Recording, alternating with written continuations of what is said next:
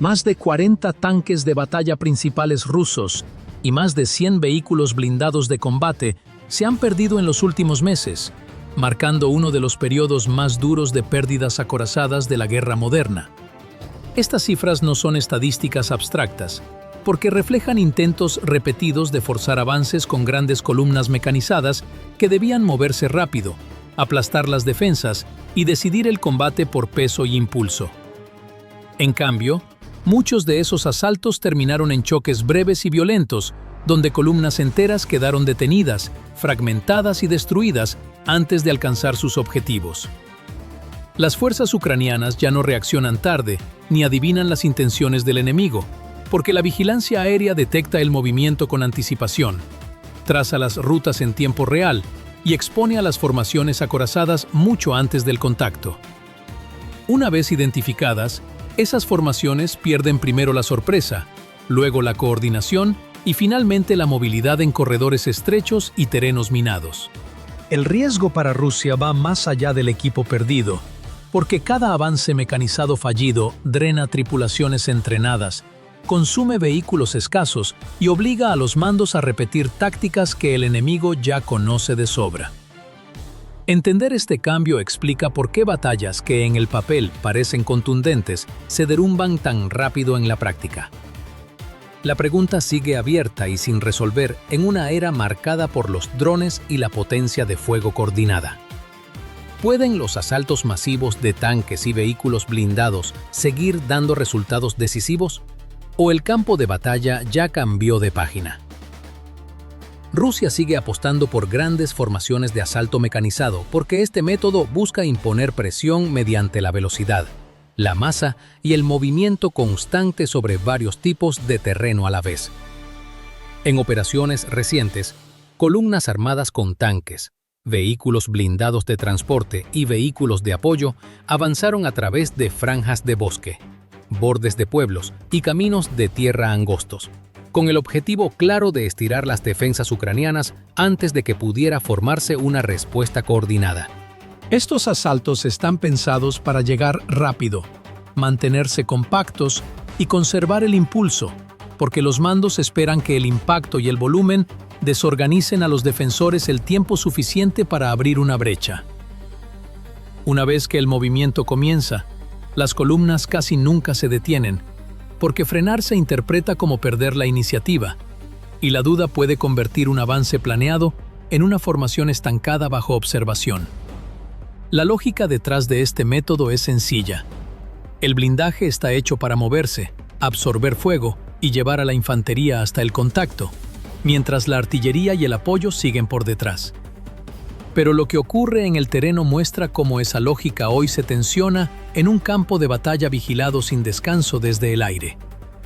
Mientras avanzan, estas columnas deben seguir caminos previsibles impuestos por el terreno, la vegetación y las rutas existentes, lo que limita su libertad de maniobra incluso antes del contacto. Los bosques canalizan a los vehículos hacia carriles estrechos. Los pueblos obligan a giros y frenan la marcha, y la infraestructura dañada elimina muchas de las rutas alternativas que el blindaje pesado podría usar. Una vez que la columna se compromete con una dirección, retroceder o dispersarse se vuelve difícil, sobre todo cuando los vehículos avanzan pegados entre sí para mantener el ritmo y la cohesión. Esa densidad busca proteger a la formación, pero también concentra el riesgo cuando el entorno es hostil y la visibilidad la controla el adversario. Mientras el avance continúa, la prioridad sigue siendo empujar hacia adelante en vez de adaptarse, porque el plan asume que la sola presión romperá la resistencia. La infantería suele viajar pegada detrás del blindaje, lista para desembarcar rápido y asegurar terreno, mientras ingenieros y vehículos de apoyo cierran la marcha. La estructura se ve poderosa en el papel, pero depende mucho del tiempo, la coordinación y un movimiento sin interrupciones para funcionar. Cuando esas condiciones se rompen, la formación no falla de golpe, sino que se fractura en etapas visibles. Primero baja el ritmo cuando los vehículos deben esquivar obstáculos y cambios de terreno. Después, Los espacios se cierran porque las unidades que siguen acortan distancia buscando protección y alineación. En ese punto, la columna se vuelve más fácil de rastrear, más fácil de predecir y más difícil de redirigir. A pesar de las pérdidas repetidas en operaciones similares, este modelo sigue en uso porque las alternativas son limitadas y la presión sigue siendo una necesidad estratégica. Los mandos todavía necesitan poner a prueba las defensas, fijar a las unidades ucranianas en su lugar y buscar puntos débiles a lo largo de un frente extenso. Las incursiones pequeñas por sí solas no logran esos objetivos, así que se elige el movimiento masivo aun cuando los riesgos son conocidos. En el terreno, las tripulaciones avanzan hacia zonas complejas donde la visibilidad a nivel del suelo es pobre, pero clara desde el aire. Los vehículos se mueven asumiendo que la velocidad compensará la exposición, aunque esa misma velocidad reduce el tiempo de reacción cuando las condiciones cambian. Una vez que ocurre el contacto, queda poco margen para ajustar formaciones o dispersarse, porque el entorno ya redujo las opciones.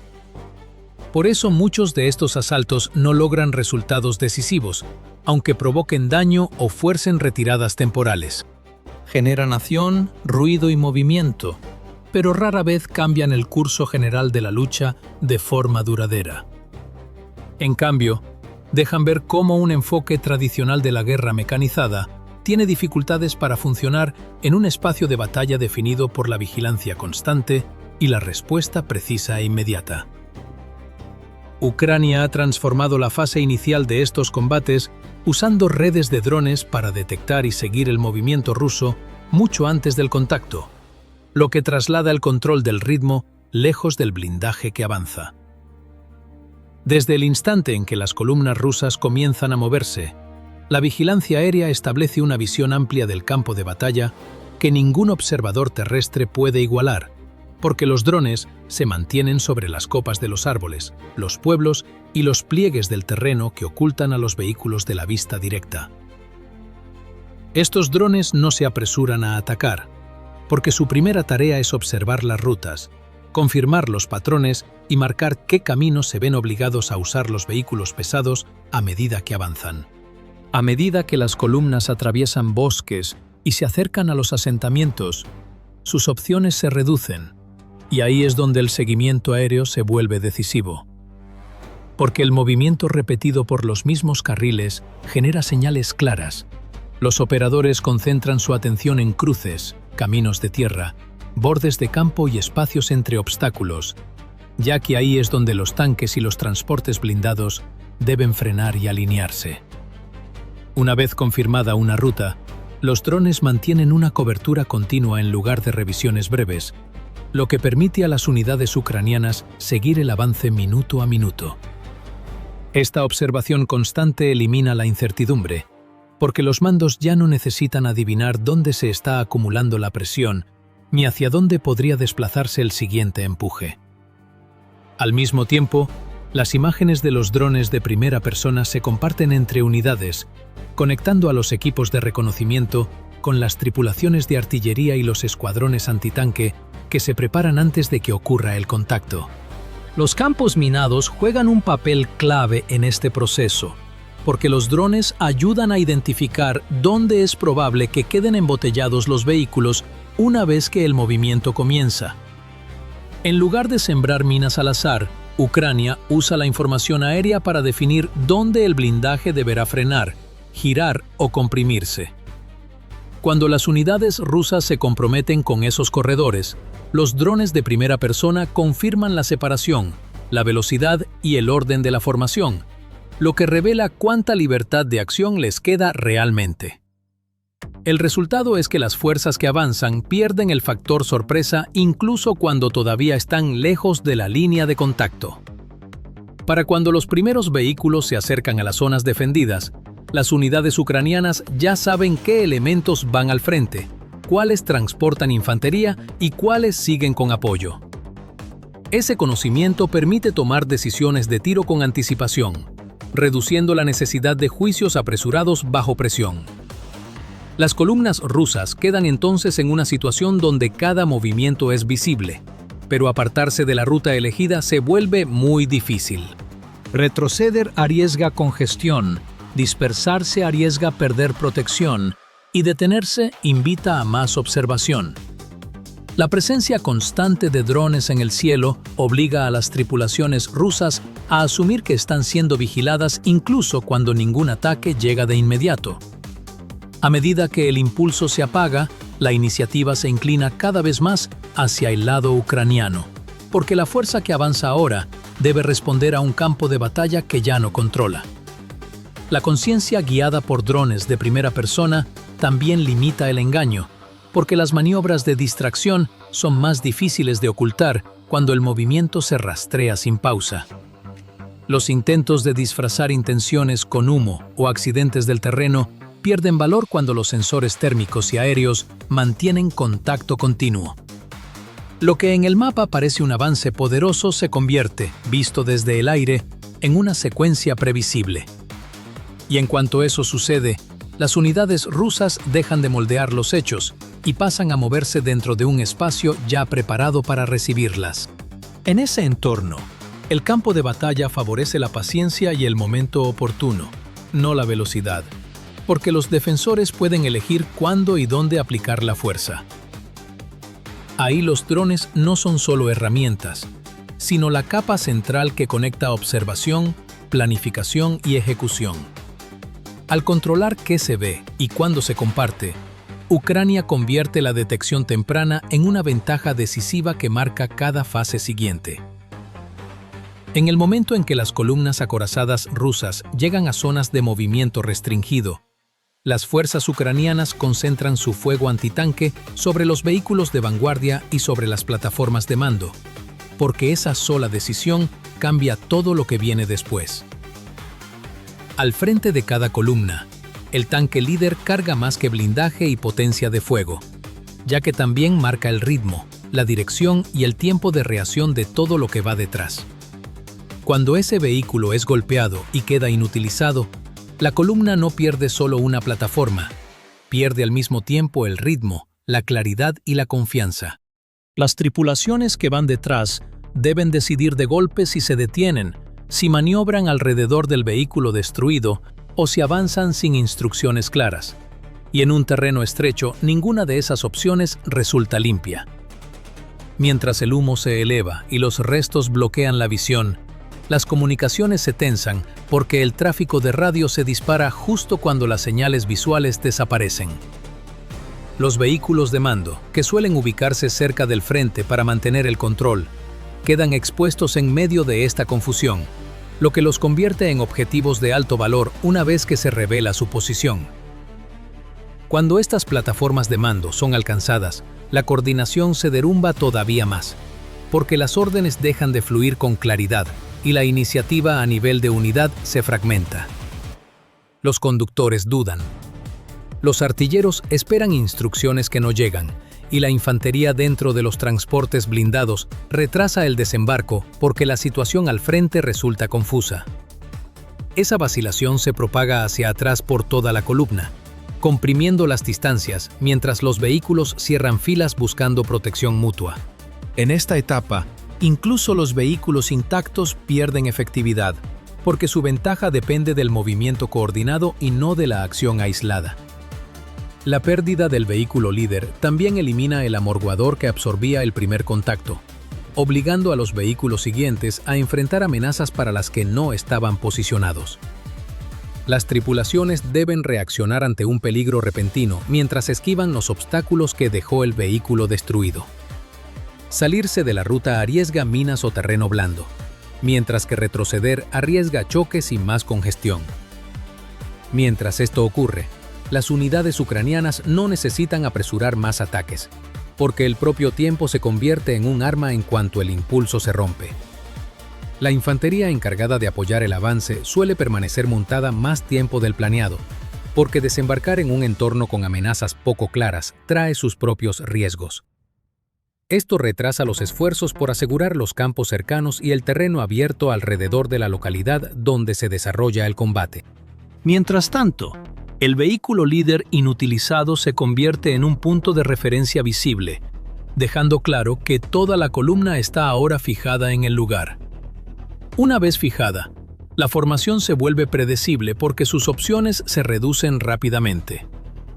Los intentos de restaurar el orden enviando vehículos de reemplazo rara vez resuelven el problema, porque deben transitar el mismo acceso estrecho y enfrentar los mismos peligros.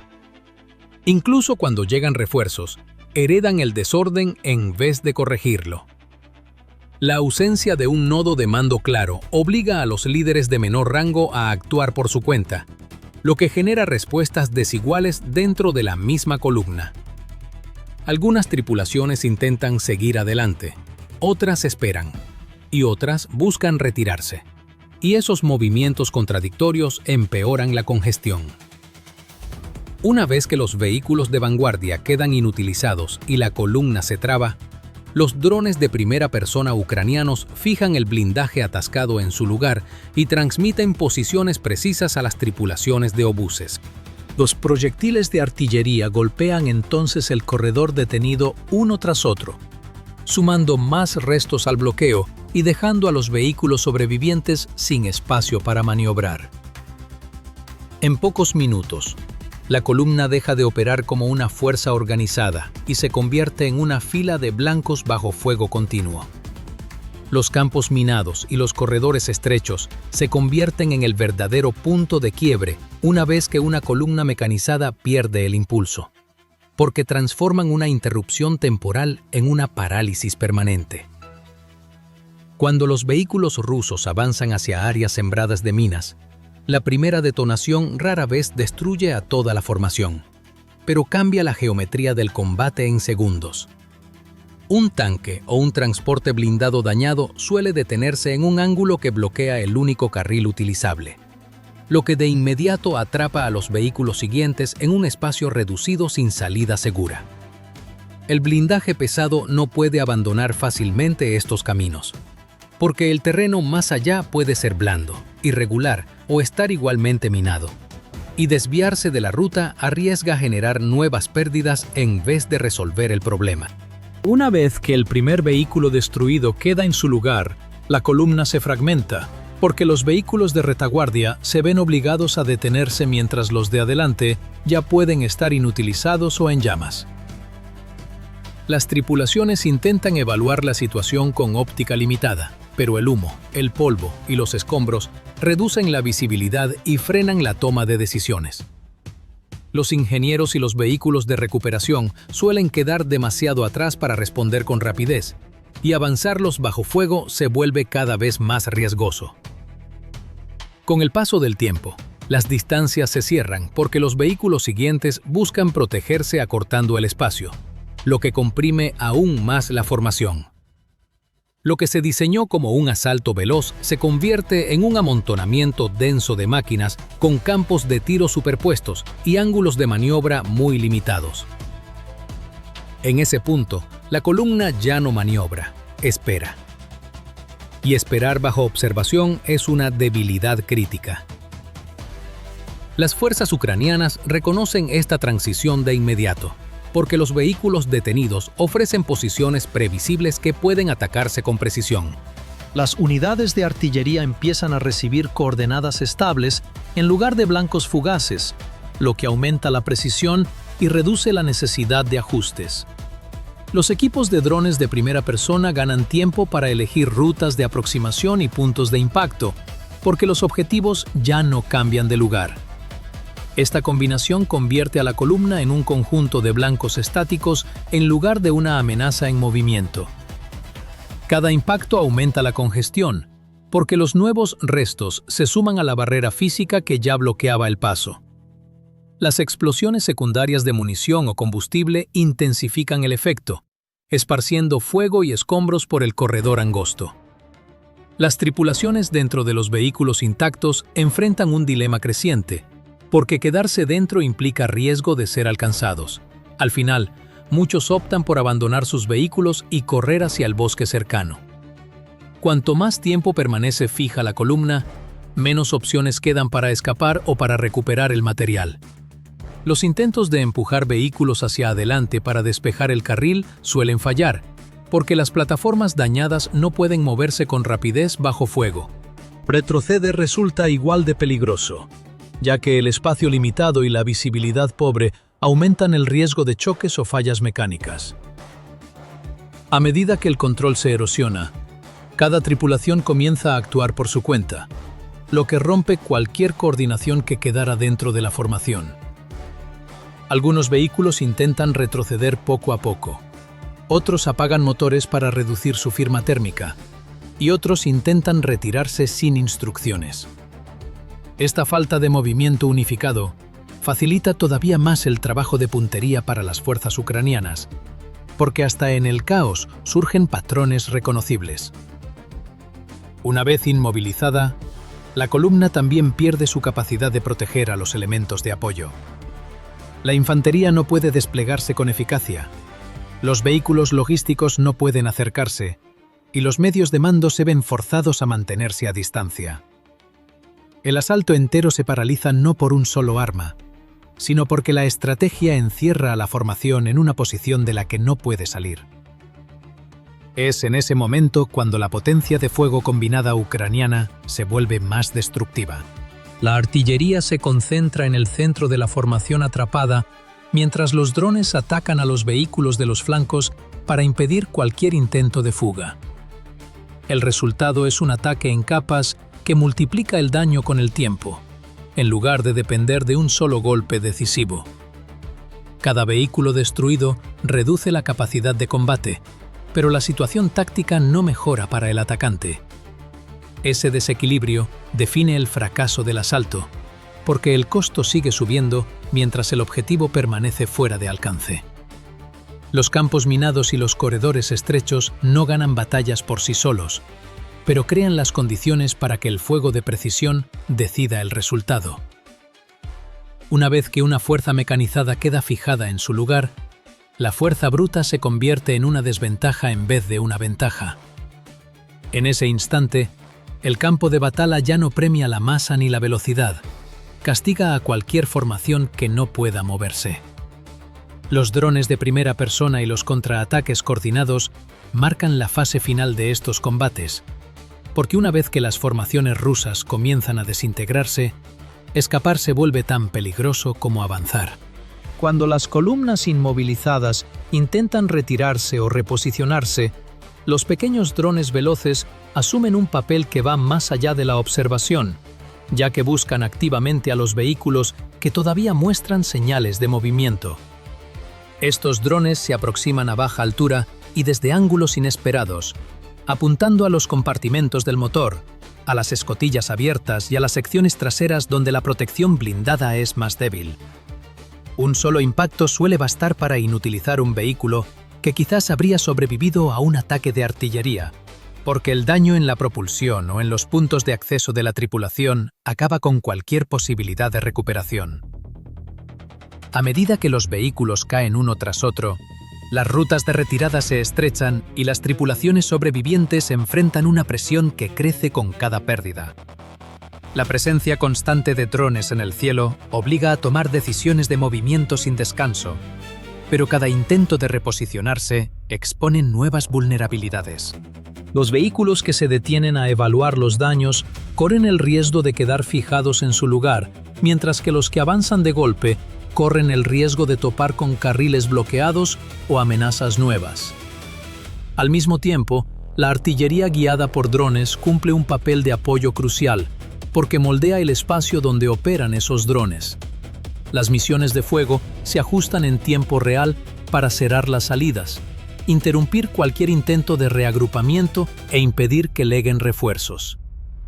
Este uso combinado de drones y fuego indirecto asegura que las unidades rusas no puedan estabilizarse con facilidad después de las primeras pérdidas.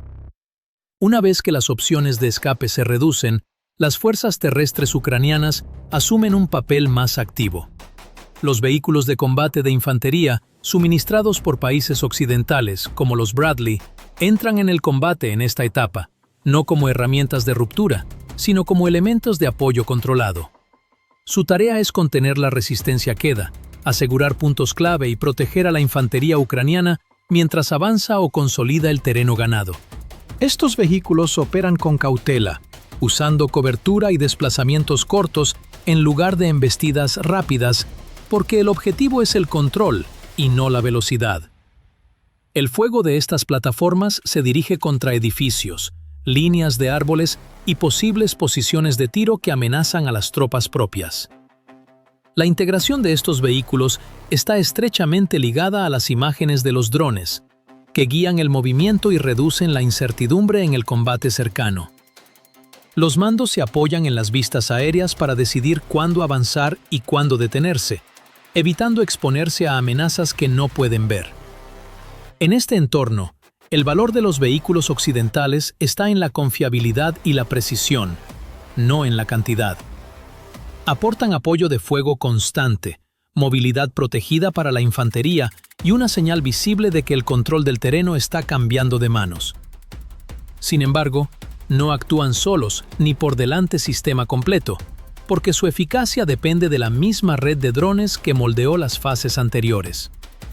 Los drones de primera persona niegan la huida, la artillería niega el reagrupamiento y el apoyo blindado niega la resistencia local. Cada capa cierra los huecos que dejan las otras, dejando pocas salidas para las fuerzas atrapadas en el colapso. En estos combates, el resultado final se decide menos por choques espectaculares y más por el control sostenido del espacio, del tiempo y de la visibilidad. Tantos vehículos acorazados destruidos en estos empujes mecanizados apuntan hoy a una realidad difícil de seguir ignorando. Los asaltos a gran escala basados en la velocidad y la masa chocan de frente con un campo de batalla moldeado por la vigilancia constante, los campos minados densos y el fuego de precisión. En cada uno de estos combates, los drones exponen el movimiento desde temprano. El terreno estrecho elimina la flexibilidad y los ataques certeros castigan cada demora, convirtiendo la fuerza numérica en una carga cada vez más pesada. Lo que aparece no es el final de los tanques ni de los vehículos blindados, sino el final de usarlos como instrumentos ciegos que confían solo en el impulso. El control de la información, del tiempo y de la coordinación pesa hoy más que la cantidad de vehículos que entran al combate. Este cambio pone a ambos lados frente a una prueba difícil. Rusia debe decidir si es capaz de rediseñar sus asaltos para sobrevivir bajo la presión constante de los drones, o si repetir los mismos métodos seguirá produciendo los mismos resultados costosos. Ucrania enfrenta su propio desafío, porque sostener un sistema construido sobre el dominio de los drones y el fuego de precisión exige adaptación constante y recursos que no son infinitos. Y uno piensa, viendo estas imágenes desde tan lejos, en los jóvenes que suben a esos vehículos sabiendo que el cielo entero los está mirando, y en las familias que esperan noticias sin saber si su hijo va al frente de la columna o al final de ella. Quizás muchos de nosotros, si estuviéramos en ese asiento del conductor, con el humo cerrando la vista y las órdenes que no llegan, sabríamos tampoco si es mejor avanzar, retroceder o simplemente apagar el motor y esperar. La pregunta más grande sigue sin respuesta clara. ¿Es este el futuro estable de la guerra moderna? ¿O apenas otra etapa antes de que la balanza vuelva a moverse?